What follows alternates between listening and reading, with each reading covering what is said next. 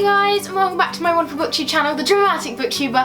I am doing lots of videos at the moment, which is making me very, very happy. In about a week or so, I will be off to Italy on the 24th, so I'm hoping to make a couple of videos so that I can upload them and then post them in succession so you guys are not without videos. Today I'm going to be doing a video of things in books that annoy me. 10 things that annoy me. And I thought that that would be really good because I don't know about you guys, but there are certain things in books that do bug the living things out of me. Go with that. Number 10. Ending a chapter on a cliffhanger. I don't know about you, but when I switch to a new chapter, I sort of feel like clear headspace, next bit. But if there's like a cliffhanger, I'm sort of pulled out of the action and shoved back in. I don't like that personally. So I was sort of like, because you're getting really into a book and then they change it and So that's number 10. Number 9. Chapters that are named but without a number. This bugs me because I often keep my place by remembering what chapter I'm on. And if I'm reading one of those books, then I can't remember where I am. And I have to try and remember the page number, which is not my favourite thing to do. And I don't use bookmarks because I lose them like so much. I just need like 500 bookmarks in a pile to then never run out of. That is it for number 9. Number 8. Changing point of view. So you're halfway through a really good story and suddenly you're on somebody else's point of view, or they'll do it halfway through chapter, and I cannot bear that because I'm in that person's mindset. I don't want to change mindsets. I want to stay in that mindset.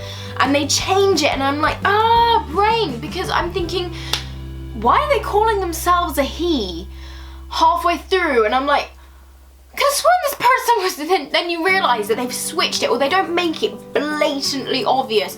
And I don't know about you, but if I'm halfway through a book, I'm in that mindset. I cannot figure out when you're changing a point of view unless you make it ultimately obvious. So people who write books, please do this.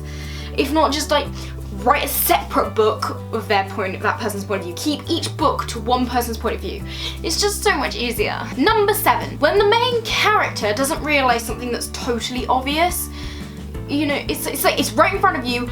Realise this. Realise it. You're driving me insane. Currently I'm reading Shadow and Bone, and there's sort of like this bit in it. I don't want to like wreck it for anyone, but there's this bit when she's just trying to deny the obvious, and I get that we try to deny things that we don't want to believe about ourselves. There are some things when you're just like, yeah, this happened, okay, I'll get over this. But she's just like, Number 6. Descriptions that are far too long.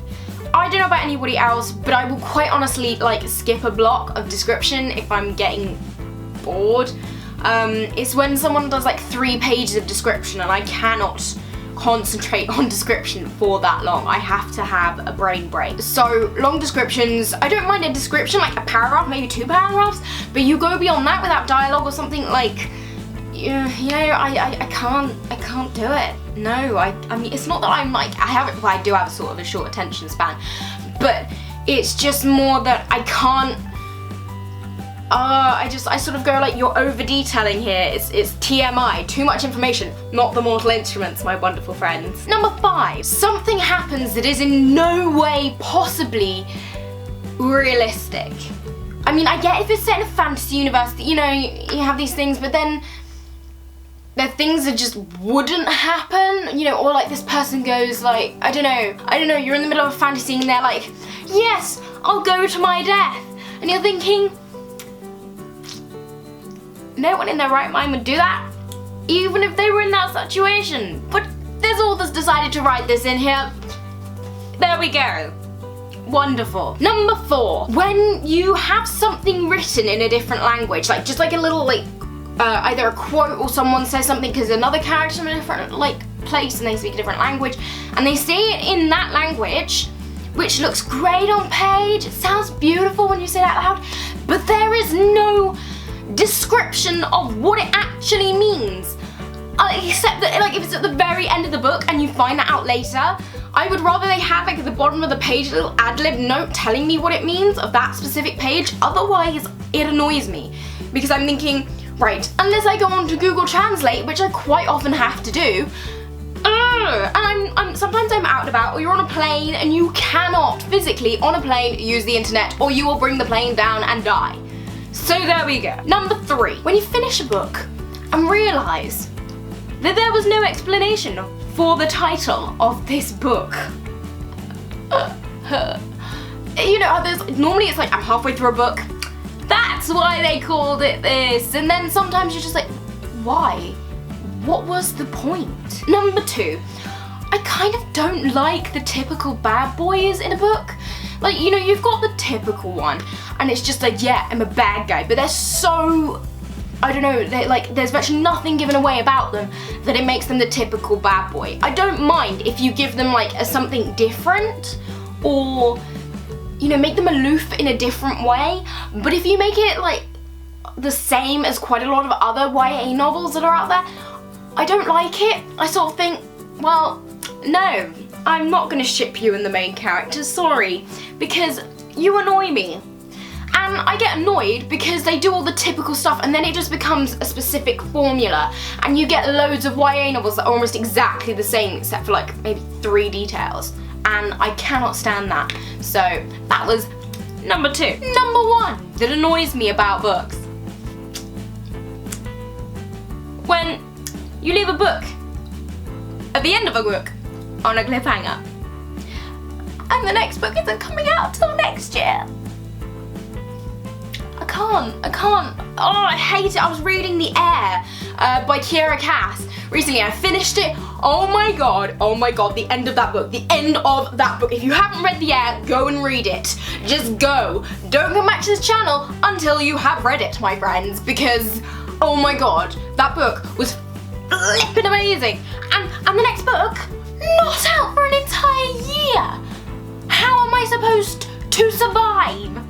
That is the question, because I need to know what happens, and it really bugs me when you're reading such a good book and you're thinking, oh my god, I'm shipping this character, I'm so into this, this is, oh my gosh, one of the best books I've read in years, and then you get to the end, next book out in like a year. It makes me want to cry, because I need to know what happens to these people. Like, sometimes it'll be like, you don't know if someone's dead or not, or something like that, and you're thinking, oh my gosh, I need to know what this happens, you know? That's my number 1. I don't know about you, but that is my number 1. Okay guys, thank you wonderfully for watching this video. I hope that you guys feel the same way about books that I do. If not, let me know in the comments if there's anything else that bugs you about books. You know, things that in books that annoy you. Let me know what annoys you in books, because I'm fairly certain that some of you guys will feel the same way about it. If you guys want to like, comment and subscribe, feel free to do so underneath this wonderful video. Apparently it's all down there, I don't know these things. Yeah. You guys can also follow me on any of my social media. If you go onto my, click on the channel thing, I don't know, wherever that is. And then up on the top you should have all of the social media, or if you go onto the about, it's around that place, you know. Anyway guys, thank you wonderfully for watching. This has been The Dramatic Booktuber, and I will see you all later.